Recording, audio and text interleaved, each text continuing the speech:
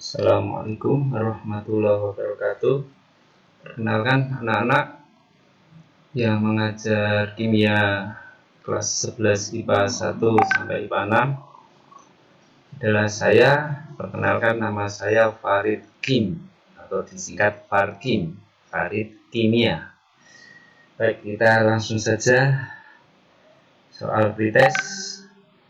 Pertanyaannya yang menjadi pokok bahasan, maka jawabannya adalah senyawa kuprisulfat pentahidrat atau nama lipaknya kupri itu tembaga. Jadi kalau tembaga 2 itu kupri, kalau tembaga 1 kupro. Jadi kita tulis kalau ada tembaga 1 itu kita ion ya, sebagai ion. Ion tembaga 1 itu namanya ion kupro. Sementara kalau ion anak ya, kalau ion tembaga 2 maka adalah ion kupri gitu. Nah, kalau ion kupro berarti rumusnya Cu positif 1. Sementara kalau kupri itu berarti Cu2 positif. Oke, gitu. Bisa dipahami anak-anak gitu. Sehingga rumus kimia yang menjadi pokok bahasan adalah CuSO4 5H2O. Kalaupun ada anak yang hanya menjawab CuSO4 masih dibetulkan. Itu nomor 1. Kemudian kita lihat tentang hidrat. Ada kata hidrat, senyawa hidrat ataupun anhidrat. Ini gambar dari kristal tembaga 2 sulfat pentahidrat atau kuprisulfat pentahidrat. Senyawa hidrat itu bisa dari senyawa organik maupun anorganik. Nah, senyawa anorganik adalah senyawa mengandung ion unsur logam, senyawa ionik, jadi bisa terion. Nah, kita lihat yang organik, contohnya senyawa organik, maka hidrat dibentuk dengan penambahan molekul H2O atau penambahan elemen H positif dan OH minus. Sebagai contoh, etilena atau etena CH2 rangkap CH2 jika mengikat air maka menjadi etanol. H2O, OH masuk ke sini, ikatan rangkap putus maka menjadi CH3. OH-nya masuk ke sini jadi CH2OH, ditulis seperti ini. Etanol adalah senyawa alkohol yang dipakai untuk pelarut sanitizer. Nah, kita lanjut. Senyawa hidrat dari anorganik banyak anak-anak, contohnya ini tembaga 2 sulfat pentahidrat, penta itu 5, heksa itu 6, heksahidrat.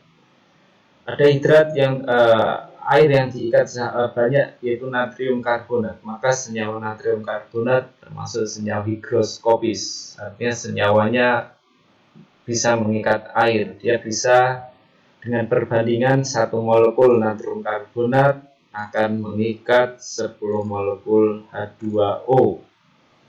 Silakan anak-anak perhatikan, ada senyawa barium hidroksida, dia bisa mengikat 8 molekul air kristal, hidrat atau namanya air kristal, bisa mengikat air kristal 8 molekul. Setiap molekul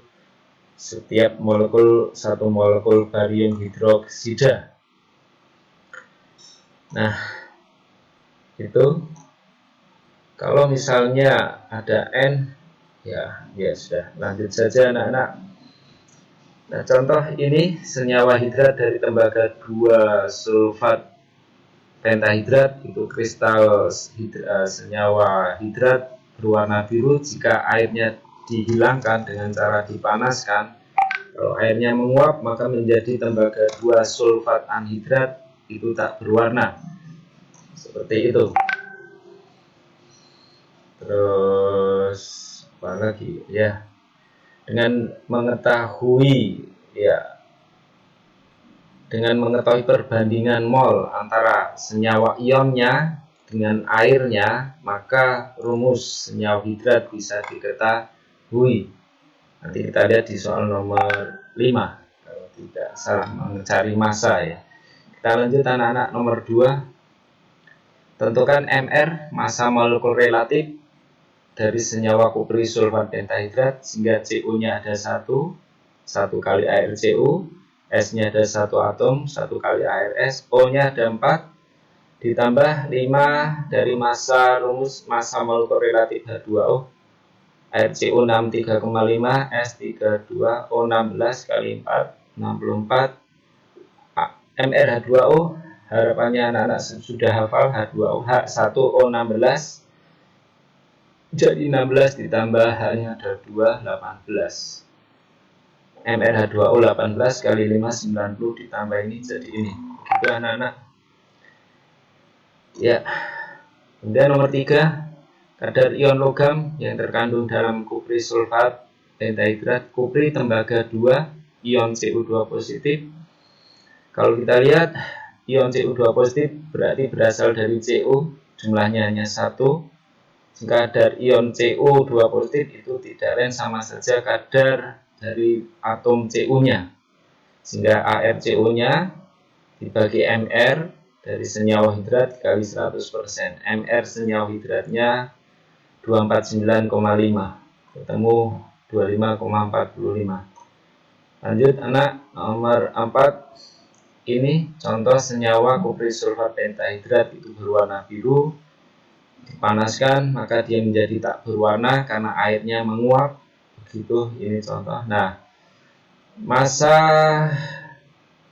kupri sulfat pentahidrat kristalnya bermassa 24,95. Dipanaskan. Pertanyaannya, massa kupri sulfat di dalam kristal kupri sulfat pentahidrat. Maka kita lihat Mr senyawa hidrat sekian, sehingga molnya senyawa hidrat ketemu karena ini 24,9 merupakan massa dari senyawa kristal. Senyawa kristalnya, sehingga Mr-nya memakai air diikutkan. Mr-nya yang 249,5. Sehingga mol senyawa hidrat ketemu massa dibagi massa molar. Oh ya, tentang massa molar ini. Massa molar adalah massa dari 1 mol zat. Massa molar berarti memiliki satuan gram per mol. Nilai massa molar itu sama dengan nilai Mr, massa molekul relatif. Kalau massa molekul relatif itu tidak memiliki satuan. Saya ulang, massa molar, massa dari 1 mol zat. 1 mol zat, maka massanya sama dengan nilai Mr-nya. Begitu. Nah, reaksi penguapan kita lihat, molnya ketemu, molnya senyawa hidrat, maka senyawa anhidratnya sama 0,1, sehingga massa senyawa tembaga 2 sulfat anhidrat ketemu, mol dikali massa molar. Massa molar massa molar tidak lain Mr, MrCO4 159,5. Paham ya? Nah, ini 159,5 itu ada di nomor 2 tadi. Ini tidak lain adalah tadi, sebentar anak, kita copy 159,5. 159,5 ditambah 5 kali MrH2O adalah 90. Jawabannya ini. Jadi ini adalah Mr dari tembaga 2 sulfat anhidrat. Begitu anak-anak. Sementara yang nomor 5 belum. Jumlah ion, jumlah partikel kation dan anion. Baik. Kita lihat Mr massa molarnya, atau kalau kita tulis atau massa molar dari CuSO4 sama dengan berarti ini.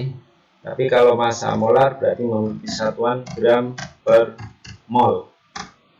Sehingga mol CuSO4 massa per massa molar ini adalah, kalau pakai satuan ini gram, sementara di sini satuannya gram per mol.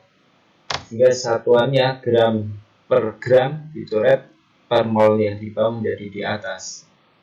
Seperti itu. atau langsung massa per NR juga tidak apa-apa, tapi sudah yang lebih tepat mestinya massa molar, karena ada satuan gram kok tahu-tahu jadi mol kalau pakai NR. Tapi kalau pakai massa molar, gramnya dicoret dengan gram yang dari satuan massa molar. Baik anak, sehingga kation Cu perbandingan mol sama dengan perbandingan koefisien 1, 1, ini 1.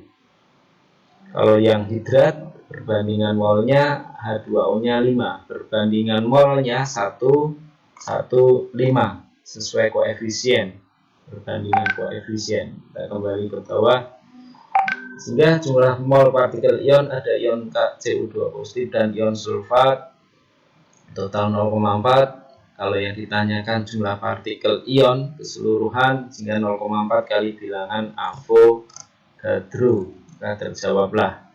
Yang ditanyakan tentukan jumlah partikel kation dan anion. Kationnya 0,2 mol, anionnya 0,2 mol, masing-masing dikali bilangan Avogadro. Terima kasih anak-anak, itu dulu.